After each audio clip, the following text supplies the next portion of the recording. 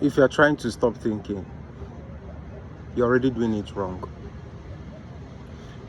Because it's not something that you exercise your willpower over. Okay, let's say you just sit and you say, I want to stop thinking. You just sit. No, it will not work that way. You don't try to stop thinking. Look, the problem is not the thoughts, okay? In my past videos, I already said that you cannot stop the thoughts from coming, but you can stop identifying with the thoughts. Look, awakening is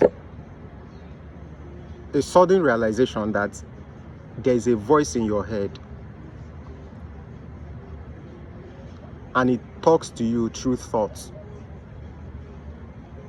And most of the times, it doesn't bring up pleasant thoughts. It tends to feed more on unpleasant situations or pleasant events that happen to you. And it's very powerful. There's a pull to it. There's a momentum to it. You know, what happened is that a few days ago, I woke up and I decided to flip the script. You know, sometimes you have to do the opposite of things to shock your brain or to just shock your subconscious mind. So I woke up that day and I decided to brush my hair. After shower, I decided to brush my hair with my left hand, and I was brushing my teeth. I decided to brush my teeth with my left hand. When I was in the shower, I decided to scrub my body with my left hand. So while I was at it, I noticed that there was a pull from my right hand. Of course, I'm right-handed. There was a pull from my right hand to take over what I was doing with my left hand, you know. And at this point, I was intensely present. I was aware of what was happening. I was watching, not with physical eyes. The awareness that I am was there, witnessing what was happening. At a point, I felt my right hand coming up with a force, with a momentum, trying to take over my brush from my left hand and continue what I was doing. So that is the same thing that happens with thoughts. Those things that you've been conditioned with from childhood, those, you know, your life situation, your beliefs, the environment where you were born, where you grew up, all this conditioning, they contribute to what is going on in your mind. You know, like somebody that is being born and raised in the United States, or let's say in Spain or France or wherever, or some other country, what your mind tells you might be slightly different from the streams of thoughts that you have might be slightly different from somebody that was born and raised somewhere in Africa.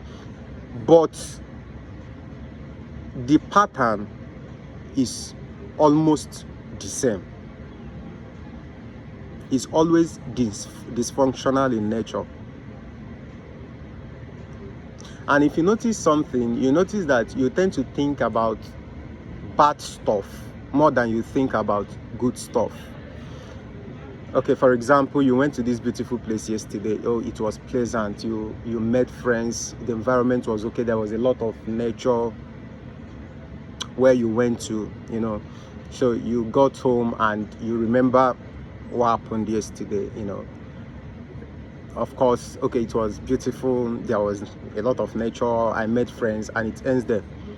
Because the mind will not find something to hold on to in this pleasant situation. Now, if it was a bad stuff that happened to you yesterday, you tend to think about it more than you think about the good stuff. The reason is because there is already an unconscious pattern in you that sad thought recognize it, that keeps it going. You are just alone in your room. You don't even know what is happening in your mind.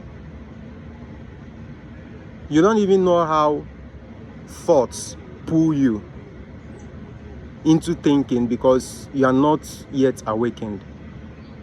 Now you're in your room, or you're in the house, you're in the office. You start thinking and imagining the funeral of your mom or your friend that is still alive. It's funny, yeah? It happens basically to almost everyone, millions of people on earth that is yet to be awakened, that is yet to recognize the workings of how their mind produces thoughts and how that thought pulls them into thinking. You imagine how you are going to be evicted from your home, or how you're going to be,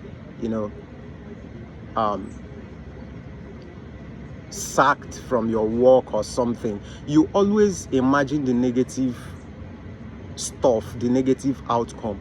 Okay, they are going to lay me off at work, and I'm probably going to lose my home. I'm going to be in the street.